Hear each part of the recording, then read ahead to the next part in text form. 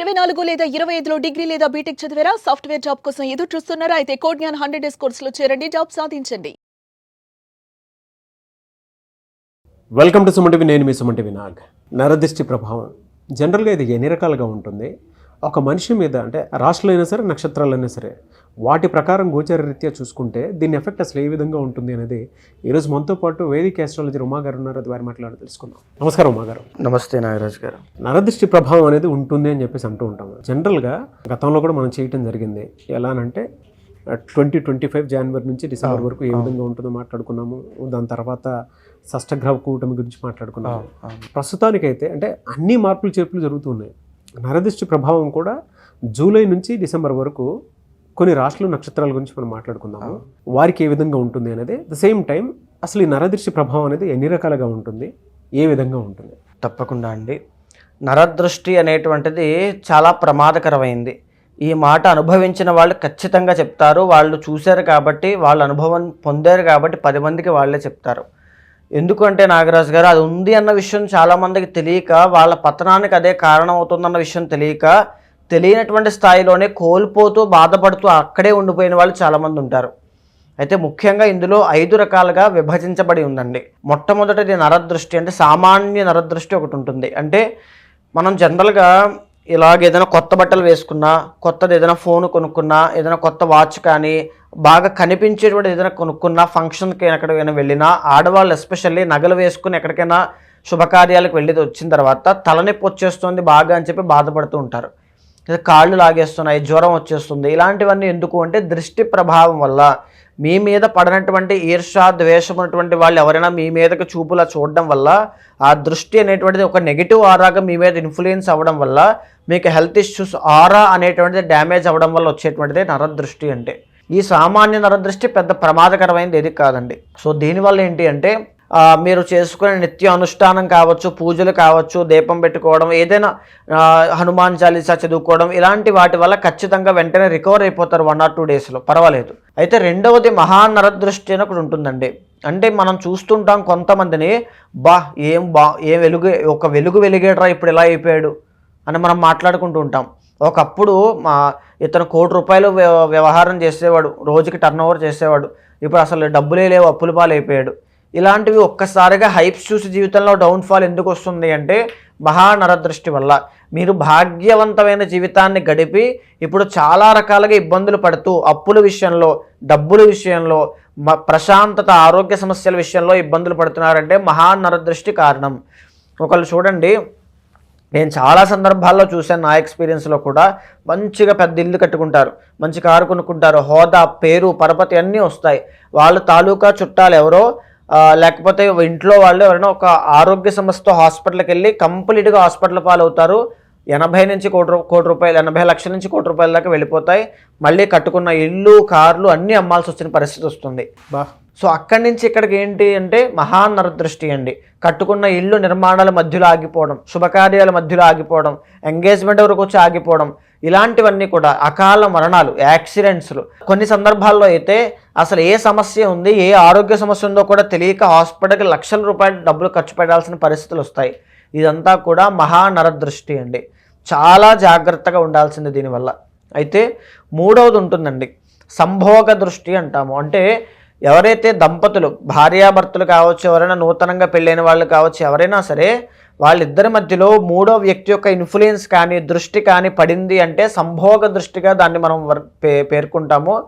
So అది ఏంటి అంటే ఇద్దరి మధ్యలో విభేదాలకి, ప్రేమానురాగాలు తగ్గడము, అభిప్రాయ భేదాలు రావడం, ఈగో డామినెంట్ ఇష్యూస్ అనేటువంటివి పెరగడం. ఇద్దరు ఎవరూ లేనప్పుడు బాగానే ఉంటారు.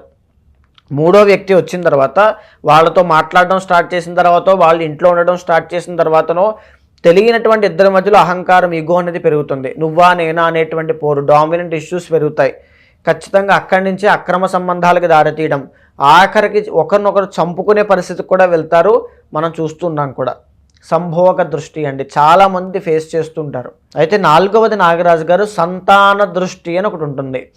మీ పిల్లలు ఒకప్పటి వరకు బాగా చదివి అద్భుతంగా మంచి పేరు తెచ్చుకుని స్పోర్ట్స్లో బాగా రాణించి, స్కూల్లో, కాలేజీలో క్లాస్ ఫస్ట్ వచ్చి, ఇప్పుడు చెడు సహవాస దోషాలు పట్టి జాబ్ లేక, బిజినెస్ లేక, ఖాళీగా ఉంటూ వ్యసనాలకు అలవాటై జూదానికి అలవాటై డబ్బులన్నీ కోల్పోతున్నారంటే కారణం ఏంటి అంటే సంతాన దృష్టి.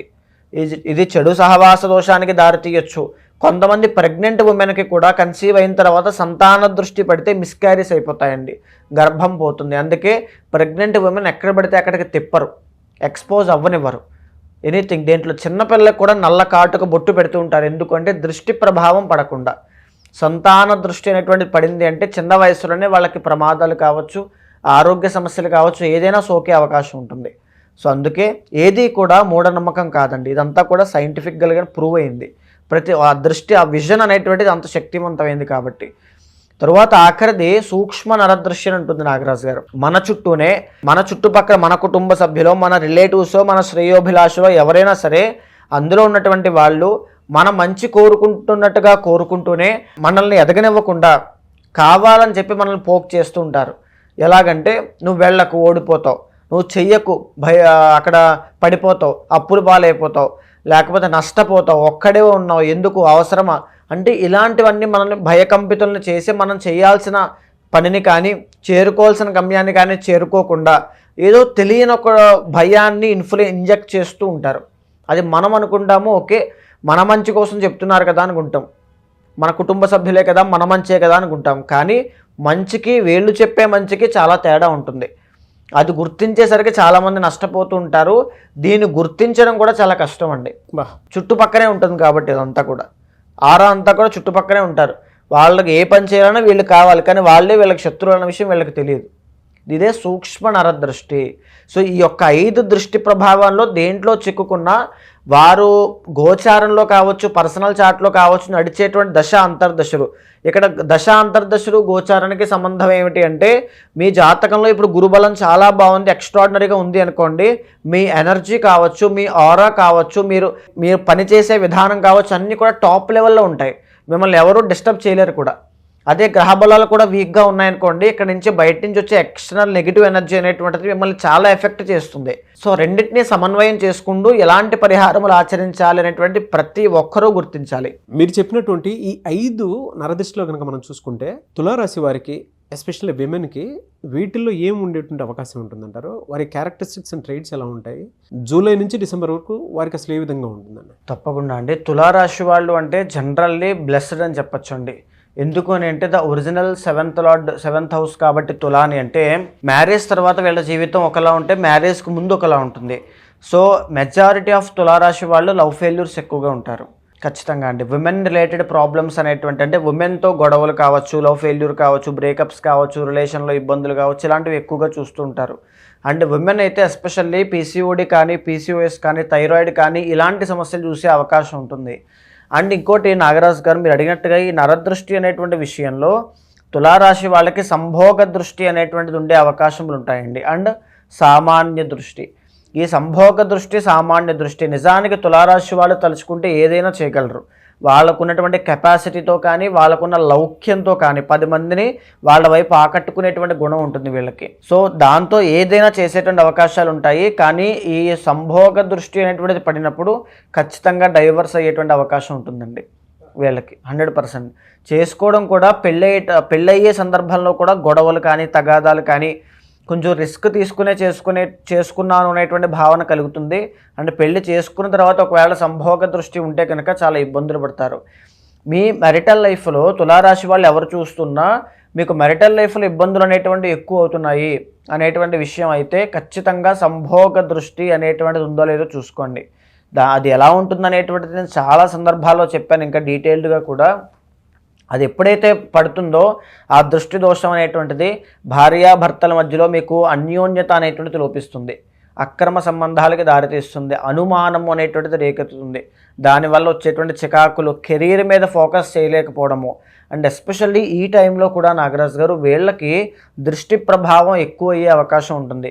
ఏదో సంపాదిస్తున్నారు, ఏదో చేస్తున్నారు, మొత్తానికి ఏదో వచ్చేస్తున్నాయి, ఇలాంటి మాటలు కావచ్చు, ఇలాంటివి. బికాజ్ ఎందుకంటే 9th గురుడు ఉన్నారు కదా. సో డబ్బులు అనేటువంటి ఆకర్షించినప్పుడు 10 మంది దృష్టి వీళ్ళ మీదే పడుతుంది.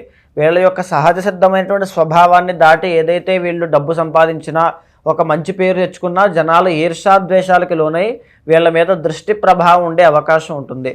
ప్రతిరోజు కూడా మీరు ఎక్కడికైనా బయటికి వెళ్ళినప్పుడు ఇంటికి వచ్చేటప్పుడు ఖచ్చితంగా కాళ్ళు కడుక్కుని ఇంట్లోకి రావడం ఫస్ట్ పని.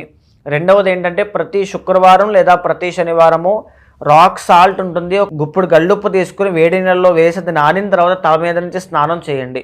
దీనివల్ల దృష్టి ప్రభావం కానీ నెగిటివ్ ఎనర్జీ కానీ ఏమున్నా అన్నీ తొలగిపోతాయి. అండ్ మేజర్గా ఏంటంటే వీళ్ళకి సంతాన విషయంలో కూడా అండి 4th and 5th లార్డ్ కాబట్టి లేటుగా సంతానం పుట్టడం కానీ సంతానం కలిగిన తర్వాత కూడా వాళ్ళ వల్ల ఏదైనా సమస్యలకి ఇబ్బంది పడడం కానీ, అంటే తల్లిదండ్రులు చూస్తున్నా వాళ్ళ కోసం కూడా చెప్తూ ఉన్నాను, కానీ సంతాన దృష్టి కాదు సంతాన దోషం ఇదండి. పర్సనల్ చార్ట్లో చూసుకోండి. మీ పర్సనల్ చార్ట్లో 5th హౌస్ అనేటువంటిది బాగుంది అంటే మీకు పుట్టినటువంటి సంతానం గొప్ప యోగ్యులుగా, జ్ఞానవంతులుగా, విజ్ఞానవంతులుగా ఎదుగుతారు. అలాంటి సంతాన దోషం లేకుండా దానికి సంబంధించిన పరిహారములు ఆచరించండి తల్లిదండ్రులు. అయితే మేజర్గా ఈ జూలై దగ్గర నుంచి డిసెంబర్ దాకా చూస్తే నాగరాజు గారు ఇప్పుడు టైం అనేటువంటిది చాలా బాగుందండి యాక్చువల్లీ వీళ్ళకి. ఎందుకు అంటే గురుడు చాలా బాగా యోగిస్తూ ఉన్నారు. పెళ్లి కాని వాళ్ళకి పెళ్లి అవ్వడం, అప్పుల బాధలతో ఇబ్బంది పడేటువంటి వాళ్ళకి అప్పులు తీరడం, లేక సంతానం లేని వాళ్ళకి సంతానం కలగడం, వీళ్ళు బయటికి డబ్బులు ఇచ్చేవి రావట్లేదు మొండి బకాయిలు ఉన్నటువంటి వాళ్ళకి కూడా ఖచ్చితంగా డబ్బులు తిరిగి రావడం, ఇలాంటివన్నీ కూడా మంచి పరిణామాలు కనబడుతూ ఉన్నాయి. మంచి బాటలో మంచి వైపు అడుగులు వేసే అవకాశాలు కనబడుతూ ఉన్నాయి. అయితే 6వ స్థానంలో శని భగవానుడు కూడా యోగిస్తున్నారు కాబట్టి వీళ్ళ స్వశక్తితో, స్వయం ప్రతిపత్తితో, ఇండిపెండెంట్గా, ఇండివిజువల్గా ఎదగగలిగేటువంటి కెపాసిటీ వీళ్ళకి కనబడుతోందండి. 5th హౌస్లో రాహుగ్రహ సంచారము రిలేషన్షిప్లో ప్రాబ్లమ్స్ని చూపిస్తోంది. సంతానం విషయంలో ఇబ్బందులు కనబడే అవకాశం కనబడుతోంది. హయ్యర్ స్టడీస్ కోసం వెళ్ళేటువంటి వాళ్ళకి కావచ్చు, మీ జీవితంలో కావచ్చు, కాస్త కొత్త అలవాట్లు లేకుండా చక్కగా మీ బిహేవియర్, మీ నడవడికని జాగ్రత్తగా చూసుకోండి, లేకపోతే ఫ్యూచర్లో ఇబ్బంది పడతారు ఖచ్చితంగా. కుటుంబపరమైన సమస్యలు ఫ్యూచర్లో వస్తాయి. సో వెరీ వెరీ కేర్ఫుల్గా ఉండండి. ఈ సంభోగ దృష్టి అనేటువంటిది ముఖ్యంగా మీకు పోవాలి అంటే మీ పర్సనల్ చార్ట్లో, మీ జాతకంలో మీ గ్రహ బలము అనేటువంటిది ఎలా ఉందో చూసుకోండి. గ్రహ బలం బాగున్నప్పుడు మీ ఎనర్జీ కావచ్చు, లేకపోతే మీ ఆరా కావచ్చు, మీ మైండ్ సెట్ కావచ్చు, అన్నీ కూడా చాలా స్ట్రాంగ్గా ఉంటాయండి. ఒక వ్యక్తి భగవంతుడి దగ్గర కూర్చుని ప్రశాంతంగా పూజ చేయగలుగుతున్నాడంటే అతనికి ఎంతో కొంత గ్రహబలం ఉందని అర్థం అండి. చాలామంది సంభోగ దృష్టిలో పడి భార్యాభర్తల విషయంలో కొట్లాడుకుంటూ భగవంతుడి యొక్క నామస్మరణ కూడా చేయలేక ఇంట్లోంచి వెళ్ళిపోతాను, ఆత్మహత్య చేసుకుంటాను అనేటువంటి భావనతో ఉన్న వాళ్ళు నేను చూశానండి. అంటే మీరు భగవంతుడి దగ్గర కూర్చునేటువంటి యోగ్యత ఉంది అంటే గ్రహాలు మీకు అనుకూలిస్తున్నాయి. పర్సనల్ చార్ట్ ఇలాంటి సమయంలో చూసుకుని జాగ్రత్త పడండి. అద్భుతమైన పరిహారాలు, అద్భుతమైన రిజల్ట్స్ అనేటువంటివి చూస్తారు. అయితే చాలామంది గోచార రీత్యా అనే కాకుండా పర్సనల్ చార్ట్ త్రూ వాళ్ళ జీవితంలో విద్య, ఉద్యోగం, వ్యాపారం, ఆర్థికం లాంటి విషయాల్లో అసలు ఎలా ఉంది, ఏ విధంగా ఉంటుంది అనుకుంటే కొంచెం యాంగ్జైటీ ఉంటుంది. వేదిక్ ఆస్ట్రాలజీ ఖచ్చితంగా ఫాలో అయ్యేటువంటి వాళ్ళకి మాత్రం ఒక రెమెడీ కావాలనుకుంటారు. మిమ్మల్ని అప్రోచ్ అవ్వాలంటే ఎలా అండి ప్రాసెస్? తప్పకుండా నాగరాజు గారు, ఇక్కడ మనం మాట్లాడుకునేటువంటి అంశాలన్నీ కూడా గోచారానికి సంబంధించి ధర్మపరమైన విషయాలు మనం చెప్పుకుంటున్నాం. కానీ పర్సనల్ చార్ట్ అనేటువంటి విషయంలో వాళ్ళు ఎలాంటి సమయాల్లో ఇబ్బంది పడతారు, వాళ్ళకి ఎప్పుడు శుభం జరుగుతుంది. ప్రతి ఒక్కరి చార్ట్లో నాగరాజు గారు నా ఎక్స్పీరియన్స్తో చెప్తున్నాను, ప్రతి ఒక్కరికి కూడా ఒక రాజయోగ గ్రహం ఉంటుంది. ఆ గ్రహం వచ్చినప్పుడు వాళ్ళ జీవితంలో టర్నింగ్ పాయింట్ వస్తుంది. నేను జీవితంలో నేను దేనికి పనికిరనుకునే వాళ్ళకి కూడా ఒక రాజయోగం ఉంటుంది. ఆ రాజయోగం ఉన్నప్పుడు ఆ ఎఫర్ట్స్ అనేటువంటివి, ఆ కష్టం అనేటువంటిది, ఆ తెలివితేటలు, ఆ టైం అనేటువంటిది వాళ్ళు అక్కడ పెడుతున్నారా లేదా అనేటువంటిది ముఖ్యం. కాలం కలిసి రావడం అంటాం కదండి, అలాంటి కాలం కలిసి వచ్చే తిథులు కానీ ఆ డేట్స్ కానీ ఎప్పుడు ఉంటాయి అనేటువంటిది పర్సనల్ చార్ట్ ద్వారా మాత్రమే తెలుస్తుందండి. అలాంటి వాళ్ళు ఎవరైనా ఉంటే మీకు కింద కనిపించే నెంబర్కి కాల్ చేస్తే మా వాళ్ళు మీకు పూర్తి వివరాలు అందిస్తారు. మీ పర్సనల్ చార్ట్ చూసిన తర్వాత గోచారంతో సమన్వయం చేస్తూ మీ కోరిక ఏదైనా లేదా మీకు సమస్య ఏదైనా సరే దానికి సంబంధించినటువంటి శాంతి పరిహారములు ఆచరింపచేసి భగవత్ అనుగ్రహం కలిగేలా చేస్తాను. థ్యాంక్ యూ సో మచ్ అమ్మగారు. నమస్తే అండి. చూసారు కదండి వీడియో. ఈ వీడియోపై మీ అభిప్రాయాన్ని కమెంట్ బాక్స్లో పోస్ట్ చేయండి. ముఖ్యంగా మీరు కనుక ఖచ్చితంగా ఉమాగారిని అప్రోచ్ అవ్వాలి అనుకుంటే త్రూ వేదిక్ ఆస్ట్రాలజీ మీ జీవితంలో ఉండేటువంటి అంటే ఏదున్నా సరే, మ్యారిటల్ ఇష్యూస్ అయినా సరే, లేదు పర్సనల్ చాట్ త్రూ విద్య, ఉద్యోగం, వ్యాపారం, ఆర్థికం లాంటి విషయాల్లో ఏదైనా ఒడిదుడుకులు కనిపిస్తుంది అనుకున్నప్పుడు ఖచ్చితంగా కెరీర్ ఏ విధంగా ఉంటుందని కనుక తెలుసుకోవాలనుకుంటే స్క్రీన్ మీద ఉమాగారి కాంటాక్ట్ నెంబర్ కనిపిస్తుంది. దాన్ని మీరు కాల్ ఆర్ మెసేజ్ వాట్సాప్ చేసి వెంటనే అపాయింట్మెంట్ బుక్ చేసుకోండి. ఈ వీడియో లైక్ చేయండి, షేర్ మాత్రం తప్పకుండా చేయండి. ఇలాంటి మరిన్ని వీడియోస్ కోసం మా ఛానల్ ఫాలో అవ్వండి. Thank you.